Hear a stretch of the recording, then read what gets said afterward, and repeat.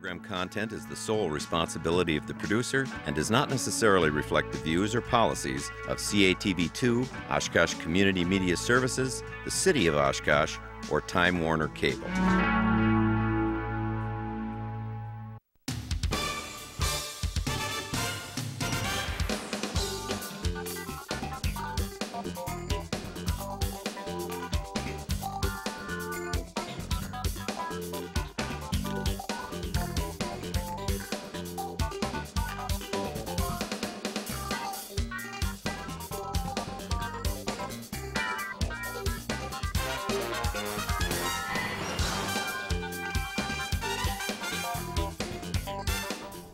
Hi everyone, welcome to Oshkosh. Cheryl Hentz here along with Dan Rylance, and on this edition we're very pleased for the first half hour to turn back the pages of Oshkosh history and interview someone who was very significant in our city's history.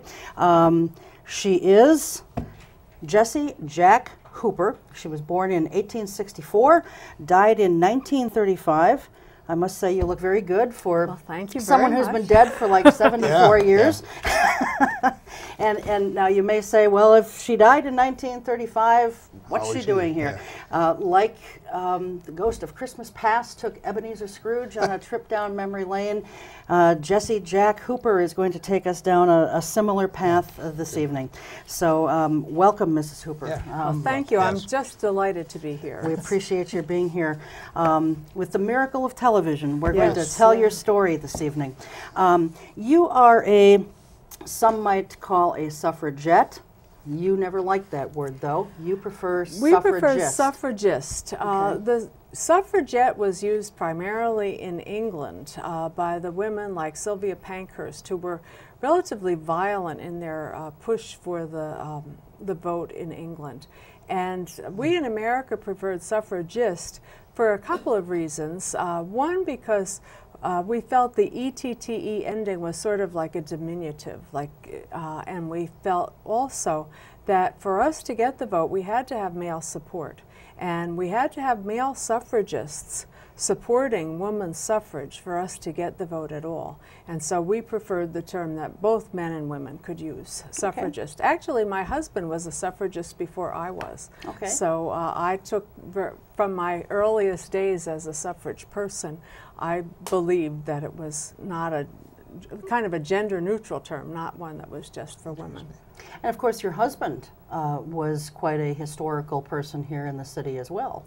Yeah, my husband, Ben Hooper, was a lawyer who then was one of the founders of a wholesale grocery business.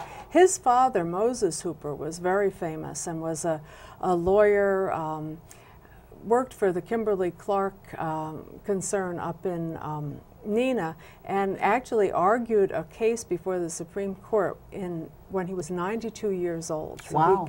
He was the oldest person to argue a case before the Supreme Court. Ben and I drove him out in our little car in 1925 or 7, I can't remember the exact year, for him to argue his case, but it was really exciting. We brought our grandson along so he could see his great-grandfather be arguing before the Supreme Court. Sure. Well, you know, as we've kind of been talking about before the show started and on the phone this week and so forth, you know, you worked very hard to help women get the vote. Yes. You know, in Oshkosh and in the state of Wisconsin. Why do you think, Jessie, people really didn't want women to vote? What was their main opposition to it? Well, part of it, particularly in Wisconsin, was the fear that women, once they voted, would enact prohibition. There was a very strong temperance movement in the United States at the time, and women were very prominent in the temperance movement. Actually, as it turned out, the Prohibition Amendment to the Constitution was passed before the women's suffrage, so women had nothing to do with it. They couldn't have blamed us for that, although I was very much a Prohibition supporter. I was as most of the women in the suffrage movement, many of us were also very committed to prohibition as well as suffrage. But that was one of the big opposition. Other people, as in many changes, felt that it would loosen the bonds of the family, that women would be exposed to things that women shouldn't be exposed to. going to rowdy places like polling places, which weren't. Now most of the polling places are in schools or churches, but that wasn't always the case in the 19th century. Okay, go ahead. When did you come to Oshkosh? I came in 1888. I was born in Iowa in a small, on a farm, and then moved from the farm to the village and the village to the small town, etc. But my older sister married a young man from Oshkosh, and so I came and visited her, and that was when I met my husband Ben, visiting my sister in Oshkosh. And there were only the two of us, and so once we moved with our husbands to Oshkosh, our parents moved up here too. So you lived in Oshkosh until you died? Yes. You did. Okay. Yes. Are you buried here? That will sound stupid when it's an odd question. Well, actually, I was never buried. I was cremated, which was very unusual. But the Hoopers, Moses and Ben, as well as I, Moses was the first to go. I was the second. But we all believed that cremation was a better way, and so that's what we chose. Then were your ashes scattered somewhere, or what was done with them? I don't know. I wasn't around. Okay, good answer. Got me. Got me. You want to follow up on that? No, I think I'll just turn it back over I to think you. actually, I think that I would have liked my ashes to be scattered. We had a family home on the shores of Lake Winnebago at Pawcatuck that I loved dearly. It was my favorite place on earth. So I think I would have told someone to scatter me there, but I don't know what they did. Okay, fair enough. In 1924, you ran against the preeminent progressive of the United States and of Wisconsin, Senator Robert La Follette. Could you tell us a little bit how you got picked to be the sacrificial lamb and what the campaign was like? Surely. It was actually 1922. Oh, I'm sorry, okay. But in 1922, I was the state president of the Women's League of Women Voters in Wisconsin, and that was a nonpartisan and remains a nonpartisan organization, but I had been a lifelong Democrat. And La Follette was a Republican, an insurgent Republican. There were different kind of splits within the Republican Party at the time, but he was had been a senator for many years and was very popular in the state. And the Democrats were meeting down in Milwaukee, and no one at the convention wanted to run against him. And someone suggested my name, and I was called on the telephone. I wasn't even there. I didn't participate in party politics because of my League of Women Voters. And I picked up the phone and talked about it. They said I could have about an hour to think about it, so I talked it over with Ben. And at that point, the most important issue, once we got the vote, for me was world peace. And I, as a strong Wilsonian Democrat, I really supported the League of Women, the League of Nations, too many leagues, but the League of Nations that the U.S. Senate had voted against the United States entering. And Robert La Follette was very much against the U.S. participating in the League of Nations. During World War I, I was very supportive of the war effort that the United States was in. Even though I hated war, I felt that once we're in it, it's the war to make the world safe for democracy. And I really believed that that's why I tried to get people to buy war bonds to make the world safe for democracy. And then when, after the war, we didn't sign the Versailles Treaty and we didn't join the League of Nations, and the U.S. Senate was the body that blocked that, I felt it would be really important for me to be a voice for women, for peace-loving women. I believed that women as mothers were the nurturers of the culture, and that our voice was not heard at all in the U.S. Senate.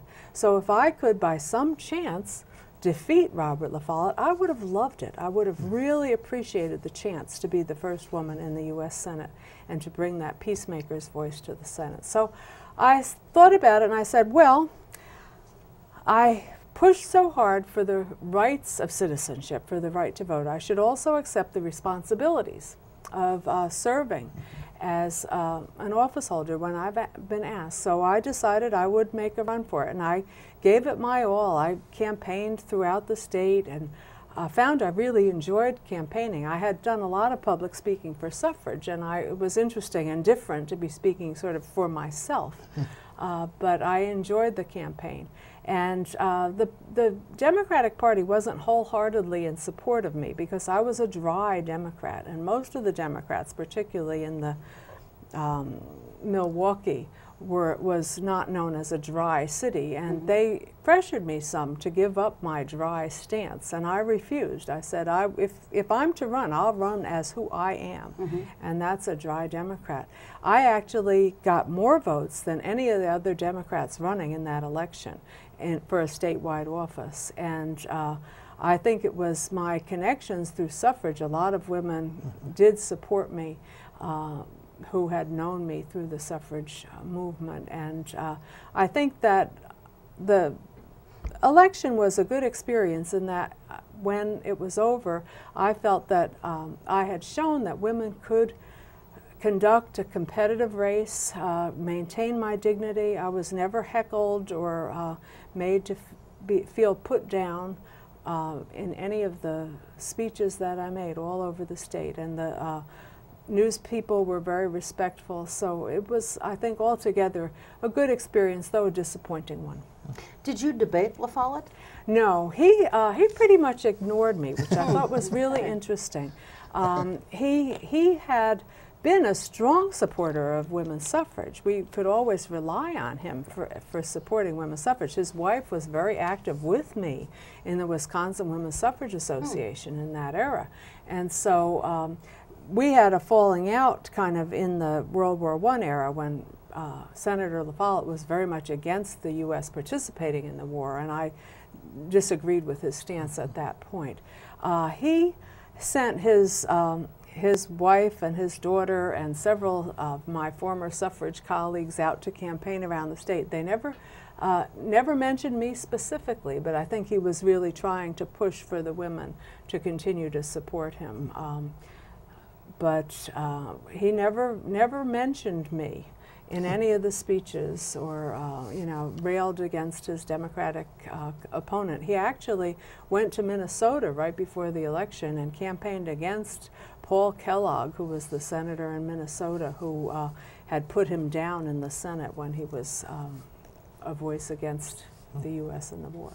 Well, times have changed so much with campaigning. Yes. You know, do you pay any kind of close attention to the electoral process now in 2009? Well, I've only been back for a little while. I was back though in November, and I was really delighted to see Barack Obama take the presidency. That was really, I would have liked, I was rooting for Hillary Clinton, I must say, because I still have that sense. I have been watching, and I noticed that Wisconsin didn't put a woman into the federal Congress until 1998 with Tammy Baldwin. That was the first woman from Wisconsin to serve in the U.S. Congress. So I was way ahead of my time running for it in 22.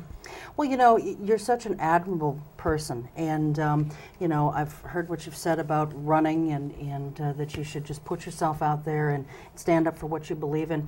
A lot of people these days, with the way elections have changed with technology and blogs and what have you, it's become a much more vicious place to run a campaign.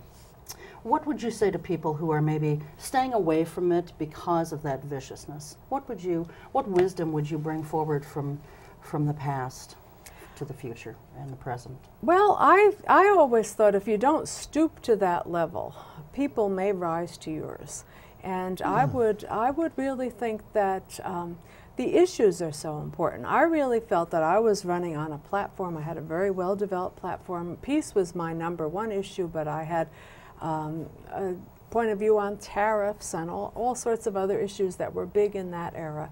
And I really felt that citizenship is a responsibility for everyone, and that voters should be educated. The League of Women Voters put a lot of effort into training women to research issues and to take a stand, to understand both sides and to decide where they stood on the issues. And I think politics would be better off if we got back to the issues and dwelt less on personalities. Now, you mentioned the League of Women Voters. You were the first state president, the first female state president? First state president. The league, actually, the Wisconsin Women's Suffrage Association, when suffrage was won, kind of turned itself into the Wisconsin branch of the National League of Women Voters. The National American Women's Suffrage Association morphed, as it were, into the League of Women Voters. Okay. Jessie, you had sort of an international component to your career after World War I. Can you talk a little bit about the petition that you got and some of the other activities that you Yes. As I mentioned, world peace was my key issue, and that was true for many former suffragists, that we were really committed to world peace. And that was obviously an international movement. Women all over the world were involved in pushing for world peace. And I was involved with Carrie Chapman Catt, who was one of the most important suffrage leaders, who also was active in the League of Women Voters, and other organizations that attempt to give women a voice in U.S. and international politics. And Carrie Chapman Catt came to give a talk in the, I think it was 1924, November of 1924, here in Oshkosh, and we talked at that point.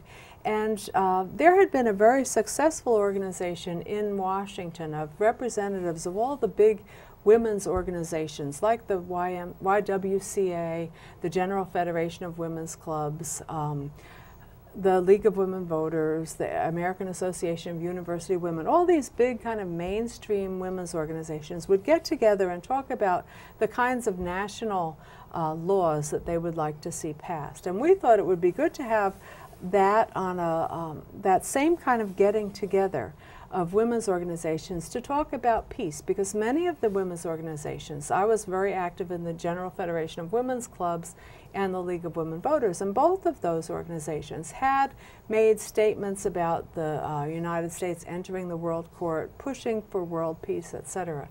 And so we thought if all of those women's organizations, mainstream women's organizations who weren't totally focused on peace or international affairs, if they could get together and develop a common agenda to push for peace, we could be much more powerful. I truly believed in the power of organized womanhood, that women, if we were gathered together, could get things to happen. We got the vote that way.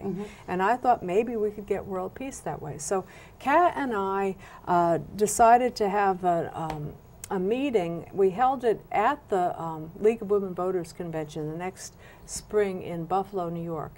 And we invited women from many different women's organizations, including home mission leagues. You know, it was very much everyday, ordinary women. And they were excited about the prospect of having an annual conference where we would meet, learn about the issues from experts, and begin to develop an understanding of the causes and the cure of war. And that's what we called it. We called it the National Conference on the Cause and Cure of War. And we met annually in January. The best one of our conferences was in 1928 when the Kellogg-Briand Pact had been proposed. And the Senate hadn't been ratifying it, and there was some hesitation on the part of the Senate again. There were a lot of people who were isolationist at the time. But right after the Conference for the Cause and Cure of War, we women went over and lobbied our own senators in the morning. And in the afternoon, the Senate voted to ratify the Could you back up and tell us what the treaty was? Okay, the Kellogg-Briand Pact was a pact signed by just about every nation in the world at the time that said that we would seek peaceful means to settle our differences. We would not go to war. It was a renunciation of war as a means of settling differences. And I guess it was an easy thing to promise. It obviously was signed in 1928, and when did World War II, as you called it, break out? Not too much later than that, so it didn't hold. But I was very hopeful for it at the time. And to continue along in that spirit, the Geneva Disarmament Conferences, there were others before that, but there was one in 1932 in Geneva. And I and many other women in the United States decided to put together signatures on a petition to show the people at Geneva that the women of the United States, along with women of other countries all around the world, really supported what they were doing, really wanted all the nations of the world to reduce the number of weapons that they had. Because I really believed that the next war would mean the end of civilization. I was truly terrified of that.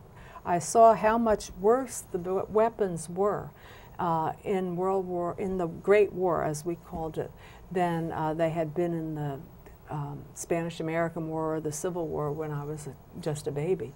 So I believed that with this increasing war machinery, it might be the end of the earth. So we really needed to get together, get rid of some of those weapons. I wanted to collect 1 million signatures on that petition. I only got 618,000, but that was pretty many signatures. I guess so. And with all the other signatures of organizations all around the world, there were between 8 and 9 million signatures brought to Geneva in 1932, saying we support what you're doing. Well, that's tremendous right there, 600 and some thousand signatures. You know, a lot of women obviously were involved with your cause, but there were so many more who weren't. They just sort of stayed at home, which is what women back then did. How did you combine being an activist, being a wife, being a mother, and do you think it was easier to juggle all those things back then than it is today for women? I'm not sure if it was easier. It may have been. I was very blessed. My husband made a good income.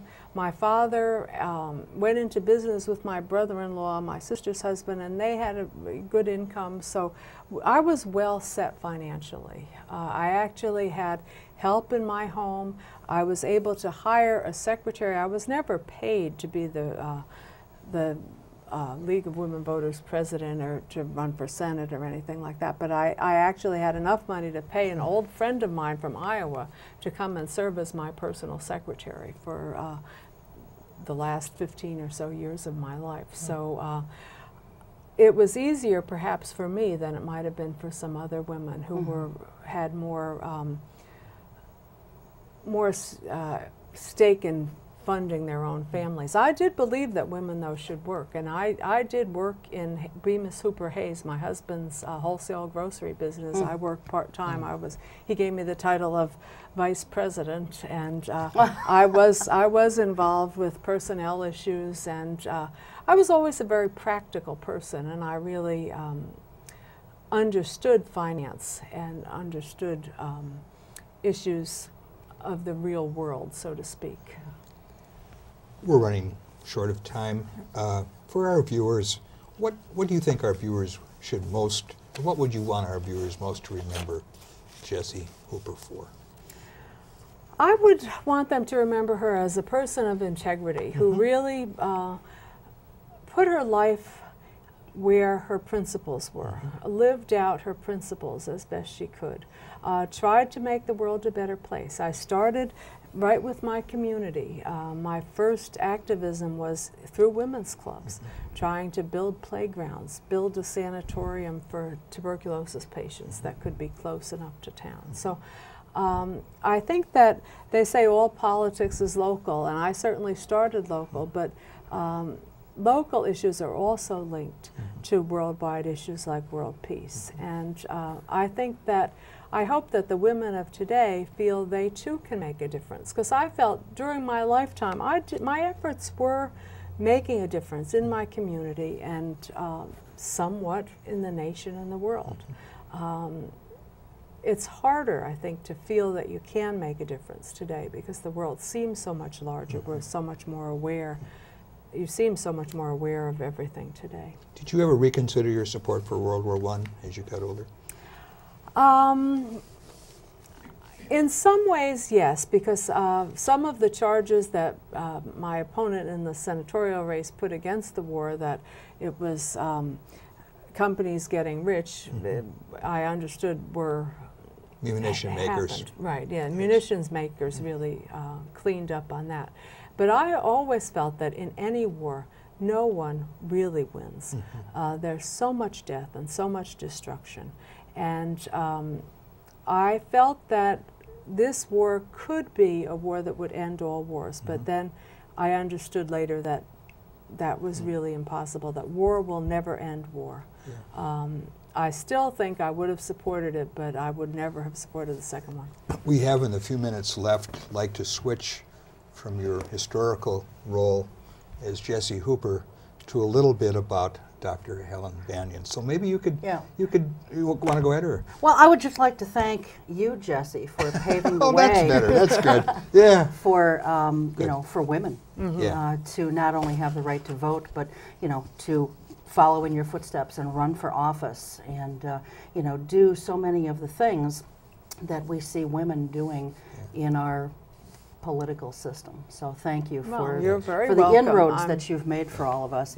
And now let's. I'm sorry, but that's a great tribute. And tell us a little bit about. This is a project, as I understand it. You plan to write a biography of her? Yes, I'm planning to write a biography. I was the director of women's studies and an associate professor in the history department at UW-Oshkosh when I first heard of Jessie about 10 years ago, and I started researching a biography of her on a sabbatical, and then I thought, this is too much. I'll be 102 before I finish it, so I retired so I could work on it full time. So, she works on it full time because I see her every day. Every day in the archives at UWO. Yeah. But I find her fascinating, and I'm really enjoying the process of researching her life. And I hope within 2 years or so to have the manuscript completed. I'm still working through. Having a secretary, she had a lot of letters. Yeah, I'm sure. A couple of challenges in writing the biography that are larger than others? Well, it's difficult. I don't have anyone who is alive who knew her. So trying to find the personal side. Like, she had a very good marriage. She and her husband were very close, and I see her secretary will write, well, we got your letter today, or Ben got your letter, and none of those personal letters remain, or very, very few of them. So you really have to glean and read very carefully between the lines to get some of the more personal side of her story. And I find that interesting. But I'm really enjoying the process, though. How did you get into the historical portrayal of her? Well, I did some just general talking about Jessie, and then at the beginning of Women's History Month at UW-Oshkosh, we always have something called a Day Without Feminism, or for the past several years, and we dress up as if the women's movement never happened. So I had a dress on, and I was going to talk to a class, and I thought, well, instead of talking about Jessie, I have a dress on. I'll be Jessie, and they loved it. There's much more warmth in terms of. It makes it more real, don't you think? Yeah, the audience is just much more interested, and it was just lots of fun. So I've kept doing it. I've done it probably half a dozen times so far. So. Well, and it's been a lot of fun for us. Well, thank you. I've really enjoyed it. So Dr. Helen Banyan, a.k.a. Jessie Jack Hooper. Wow. So now, do you have a publisher for the book? Not yet, no. I haven't started really writing. I'm still doing researching. That's the way I tend to do things. I want to finish the research piece first. Okay. So it's not like you're being paid in advance for this? No, no. You wish, right? No, I wish, yeah. But I think there should be some interest within the state of Wisconsin. She was an important personage. And to not have a full-length biography of her, I think there's been some good work on women's suffrage in Wisconsin, et cetera, but nothing really on her personally. So. Okay. Well, good luck with the book. Well, thank you. I appreciate it. When it does come out, we'd love to have you back. And thank you for bringing Jessie Jack Hooper to us tonight. Yes, it was a thank you. pleasure. I really enjoyed it. Yes, yeah. So I've enjoyed it. We're going to take a real short break. When we come back, we'll be joined by Chancellor Rick Wells from UW-Oshkosh. We'll be right back.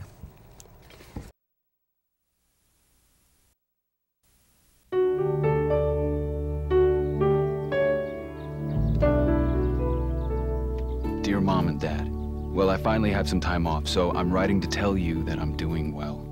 We have good days and bad days over here. We try to remember the good ones and get through the bad ones. Mostly we have each other, and that's what keeps us going. And Mom, since you asked, if anyone wants to help, just tell them to contact the USO. You can't believe how much they do for us. With love, your son, Michael. Every year, the U.S. Department of the Treasury receives about 1.4 million reports of problems with paper checks. Checks can be lost, stolen, or delayed. If you still receive Social Security payments by paper check, Treasury wants you to know about a safer, more convenient way to get your money: the Direct Express Prepaid Debit MasterCard. The Direct Express card is new and is available to anyone receiving Social Security benefits, even if you don't have a bank account. Your monthly benefits will be automatically placed onto your card account each month on the day your money is due. While other debit cards cost money, it is possible to use the Direct Express card for free to make purchases, pay bills, and get cash at thousands of locations nationwide. There are no sign-up or monthly account fees. No more waiting for the mail or worrying about lost or stolen checks. Call 1-877-212-9991 or visit www.usdirectexpress.com. We were in an emergency situation. We don't have extra. We have a little bit of water and a little bit of food. A meeting place, no. No. I don't think we have a first aid kit. We have tuna fish, we have beans, we have canned tomatoes, True. you know. That's true, but that's really not survival food. Tomato paste. Yeah, well, yeah.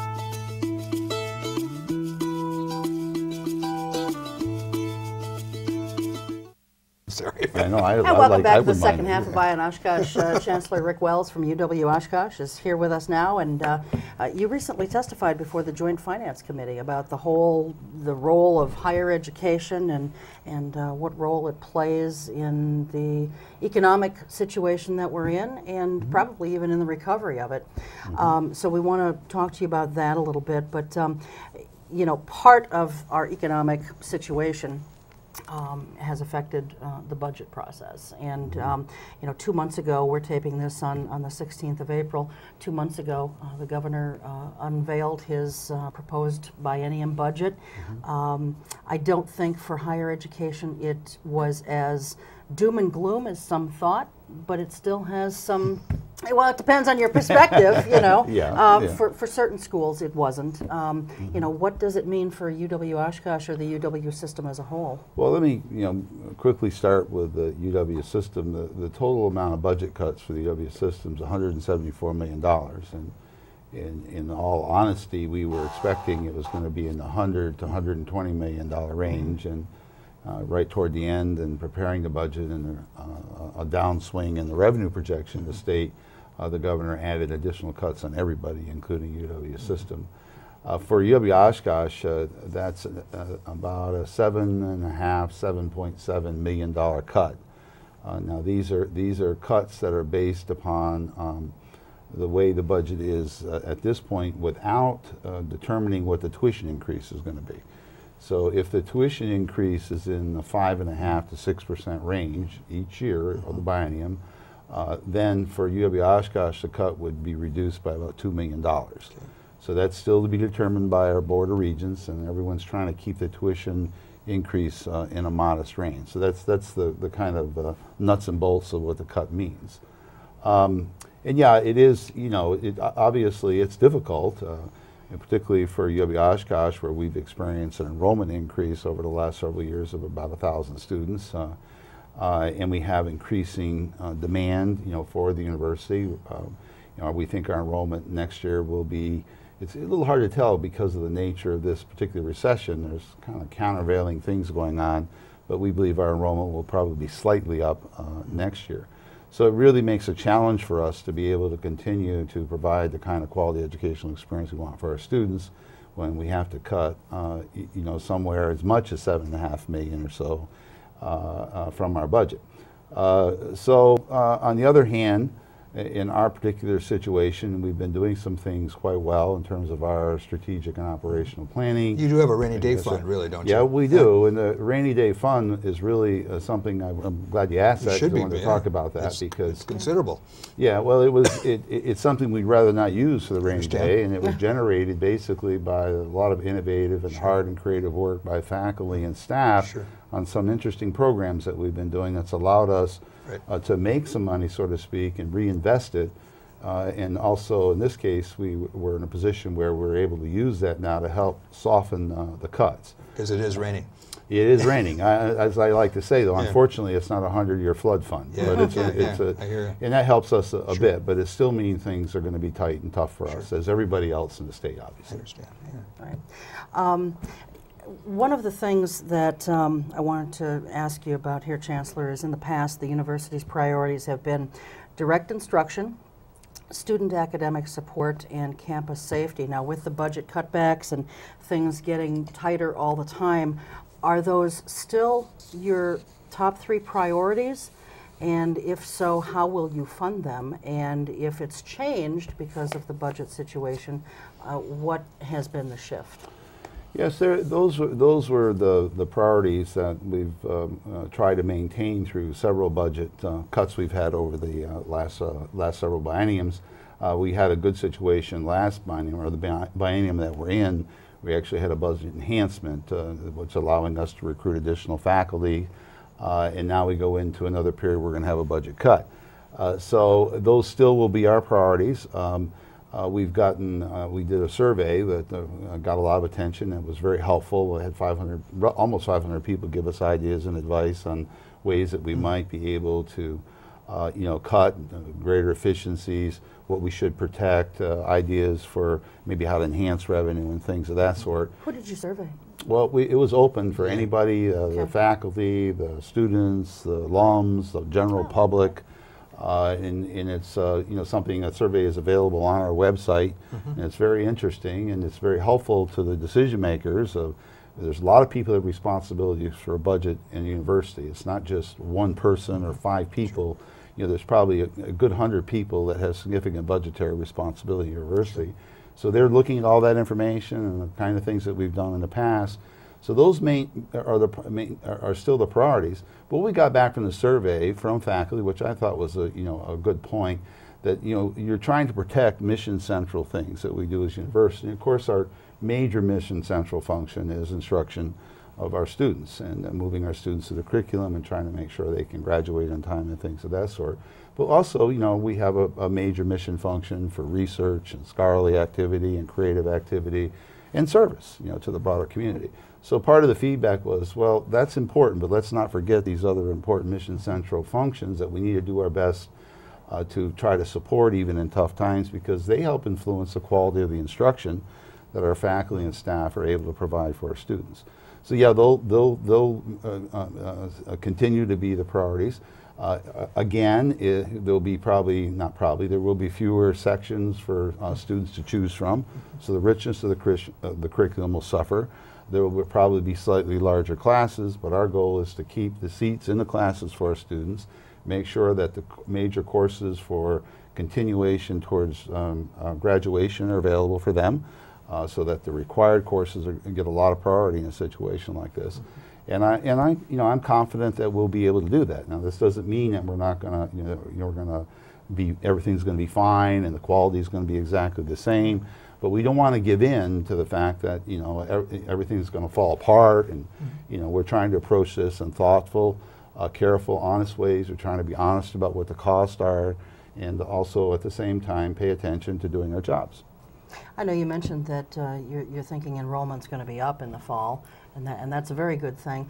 Are you seeing, though, that because kids who come from out of state traditionally pay more than those who live in state, are you finding that with some of the economic problems that we're facing, a lot of your students are these days coming from in-state as opposed to out of state? Or haven't you really noticed that? Generally, when we had to raise the tuition for everybody in-state and out-of-state several bienniums ago, we really raised it a lot for out-of-state students. And since that point, we've had some decline in the out-of-state enrollment, and we've had a little bit build back in that enrollment over the last 2 years or so. It's hard to say exactly what's going to happen this coming year in that regard. I wouldn't be surprised if that enrollment were slightly down. It's a little hard. I mean, we think we're going to be slightly up in our overall enrollment. Usually, what happens in really tough economic times, and their demand goes up pretty significantly. But this is a pretty deep recession, and there's a lot of people that I think are, quite frankly, are stunned and they're just trying to figure out what to do, kind of stay put, stay at home, help, do what you can. But you know, there are not a lot of jobs out there, so we're encouraging people, this is the time to maximize your options, you know. But then they've got to be able to afford it. Well, there's financial aid out there. There's more financial aid now than there was in the past, with the exception of foundation-funded scholarships all across the country have really been hit hard because, you know, their endowments have gone down. But federal and state financial aid support has actually been going up a bit. So we're trying to encourage people, don't get stunned. You know, get in there and keep maximizing your options, keep adding to your education, and we'll all work through this together. So it's just really hard to tell. This is a little different, and I've been around for a while, and this is a little different from past recessions, so to speak. And reciprocity with Minnesota doesn't really help you because of your location. No, you don't have reciprocity with either Michigan or Illinois, no, right? That reciprocity doesn't impact us very much. much. If you're La Crosse, it would help, but it doesn't help in Oshkosh. Right. What about like salary freezes for your professors? I know that private colleges, St. Norbert, you know, they've frozen their salaries for everybody. Well, you know, all state employees, including our professors and our academic staff, will not receive any raises over the next 2 years. Right. That's just something the governor has said just not going to happen, and you know, that's unfortunate. It's very unfortunate because in the case of our professors and our academic staff, our salaries are not very competitive. And it's just a major piece in the Journal Sentinel. I was showing some of that, and that shouldn't surprise anybody. That's been a reality for a while. Now, we have good benefits, and we've got to be fair about that. We do. But I don't think the benefits are, they're good, and we appreciate them, but they don't offset the being, you know, 12 and 13% behind our peers in our compensation. And, you know, that said, we want to make sure people understand that. On the other hand, this isn't the time to be able to address that significant problem. What do you think on collective bargaining? There's 2 bills, one in the Assembly, one in the Senate. Do you support those? Have concerns about them? Where are you at? Well, my position on collective bargaining is that I do believe that our faculty and staff ought to have the right to pursue collective bargaining if they so choose. I don't really want to comment about each of the particular bills. I'm not familiar enough with them. There's been lots of different versions. I think the devil is in the details on that, and I think people of good faith that would like to have a situation in Wisconsin where they could potentially pursue the right to bargain collectively can probably figure out before it's said and done, you know, bills that will work well in Wisconsin. You got to remember Wisconsin has a long tradition of shared governance, and that's in the statutes as well.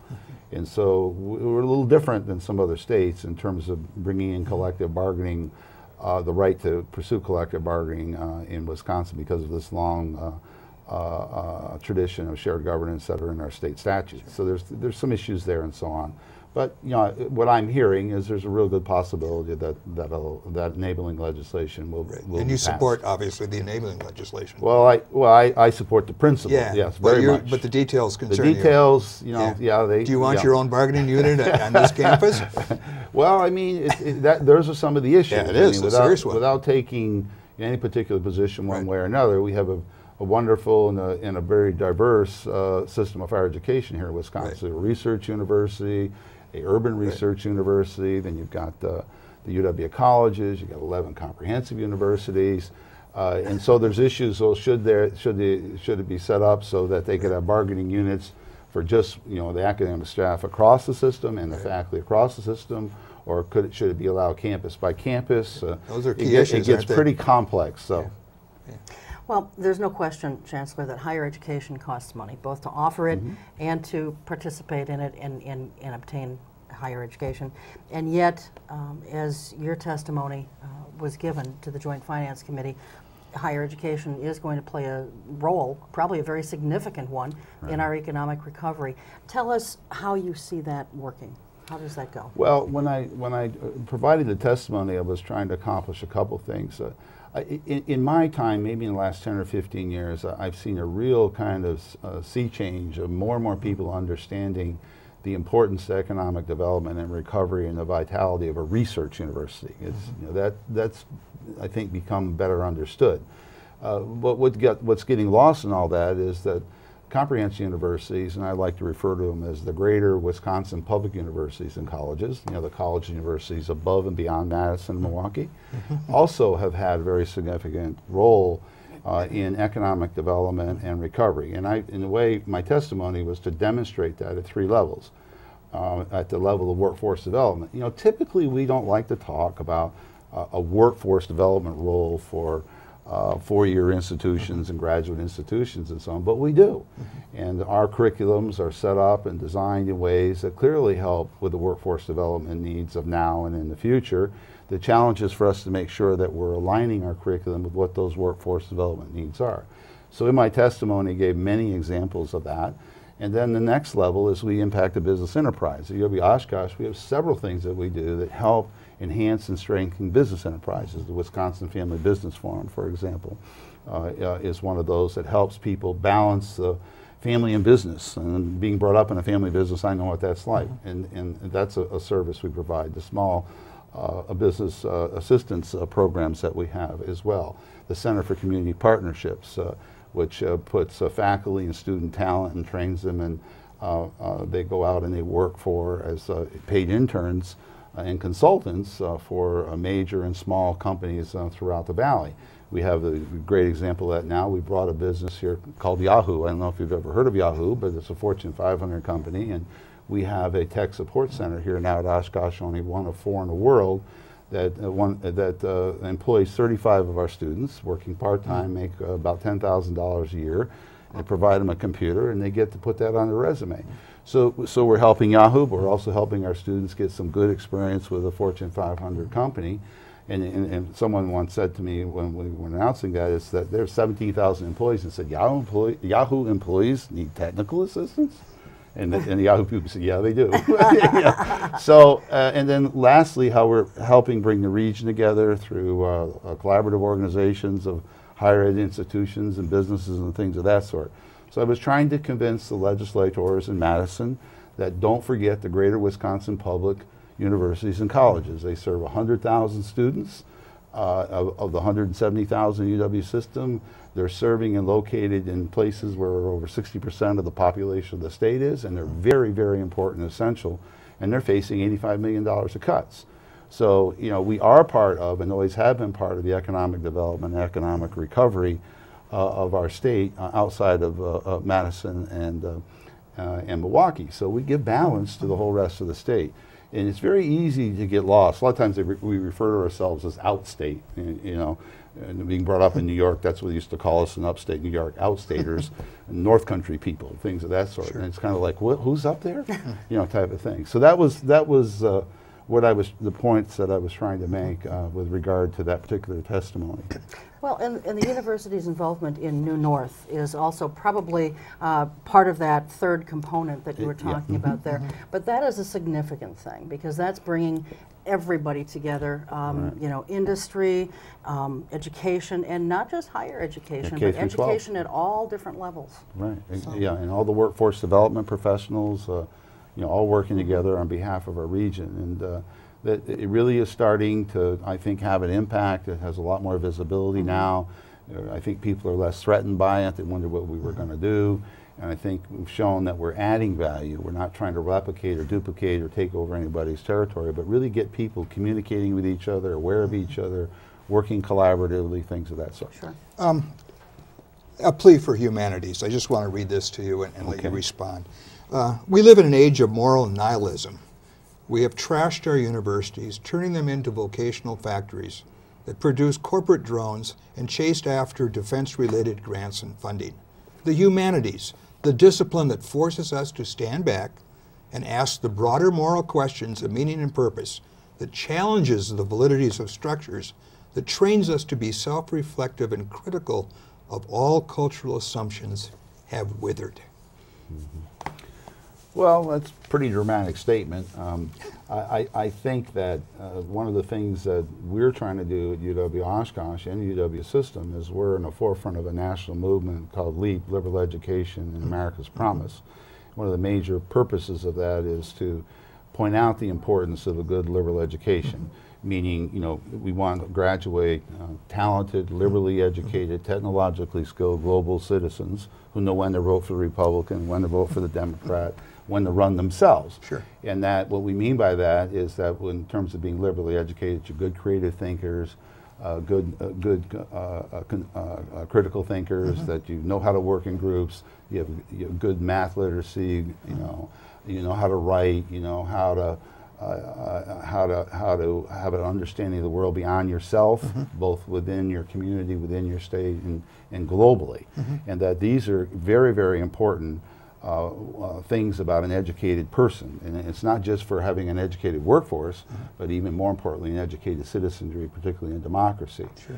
And in our case, a lot of the growth agenda funding that we received and the 27 additional faculty positions, a large number of those are going into letters and science.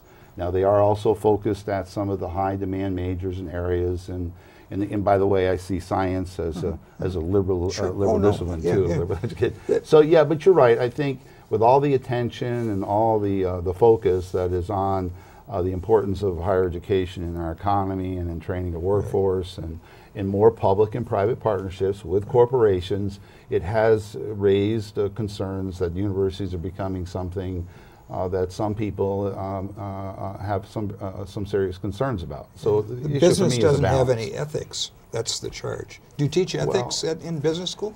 Me personally, no. I mean, no. no. I try to behave in an ethical way as I'm a business. But I mean, they do. Yes, of course. Okay. I mean, you can't. You can't have a good quality of life for human beings in community if they don't have good, broad-based education. I understand that sense, and I think there's good reason why some faculty and other observers, not just faculty, are worried about the role of higher education if it becomes too focused on, so to speak, the economic development aspect of it, making money and all that kind of stuff. On the other hand, it's not an either-or thing. You see, I see liberal education as utilitarian value. I mean, I believe in knowledge for its own sake, but also for the sake of others. Sure. And so we ought not run away from that and say, well, it really has no utilitarian value, so, but nonetheless, we should still support it. I think, that's not a smart way to go about it. Of course. We're multifaceted as human beings, and we need to be liberally educated and technologically skilled. Sure. Both. Good answer. Thank you. Go ahead. I know you had some other questions, and we're running out of time, so I didn't know if you wanted to just kind of keep going. Let's talk about sustainability a little bit. This is a word that Cheryl and I get hit with all the time. The city is into sustainability. You're into it. You hired a new sustainability. What does sustainability mean to you? Well, I think in our case, we've tried to, on our campus, so to speak, conceptualize and define sustainability in a very comprehensive kind of way.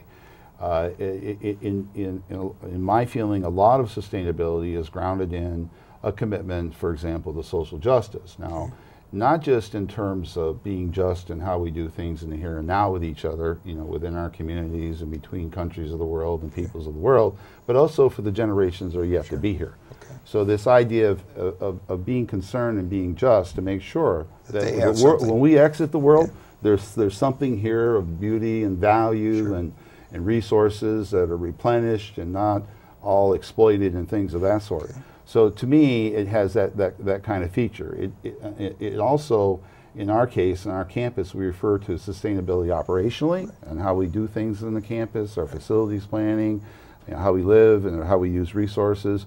Also in a curriculum, learning more about how to be more sustainable, also in our research and also in our service to connect and share expertises with our hometown here and beyond. So it has a lot of dimensions, I think, when you think about it that way. If you think about it just in terms of recycling and energy efficiencies, and all those things are important, I think we're being way too limited in how we have to understand it in a much more multifaceted way. A couple of major changes. You have an acting provost, an acting dean of business. Can you bring us up to date on those a little bit? Well, our interim provost, Al Hartman, who was our long-term dean of the College of Business, and thank God he agreed to be the interim provost. He's done a great job. He will be relieved of his duties, and I think he's kind of enjoyed it. Maybe we should bring him in here and talk to him. When Lane Earns, who is our provost, went off on special duty to be the interim chancellor at UW Parkside. Lane is returning to his provost position somewhere around the 1st of July. The dean of the College of Business, we did a search. We weren't able to complete that search successfully, so we delayed it, and we're going to relaunch that search this summer for our dean. And Burke Tower, who I think we know in Oshkosh. Gosh, do we know? A little bit. How do you We're spell not that? calling him interim anymore because he did it for 1 year. So we're just calling him just the dean until the next one comes. And we'll be recruiting for that particular position this year. Speaking of positions, you recently were up for and then withdrew from the Chancellor's position at Albany. Can you just talk a little bit about why you withdrew? No. Oh, okay. It was a president's position at the University of Albany. I've made comments on that, and I have no further comment about that. Okay. Are you aware of the story in the Albany Student Newspaper? Which story? Albany? Can I read it to you, or you prefer I not? Well, this is your show. All right. Direct Remember, quote, I'm your guest, though. Direct quote from the Albany Student Press. Quote, "Some people involved with the search process were concerned that Wells encouraged students to use IDs that doubled as ATM cards. To use the card, students had to open an account with a U.S. bank, and Wells sat on the board of the local bank." An unidentified source added, "I personally really liked Wells and his accomplishments at Oshkosh, but, quote, I felt he was a close second, but the others were concerned about this issue." Did that come up at all in? As I said, I'm not commenting on the details of that particular search, but obviously that information is hugely incorrect because it did not. I do not sit on the bank board. I sit on the community advisory board, which has been clearly stated. I'm happy to talk about that. There was no requirement for people having to open up a bank account. You had to opt in, not opt out.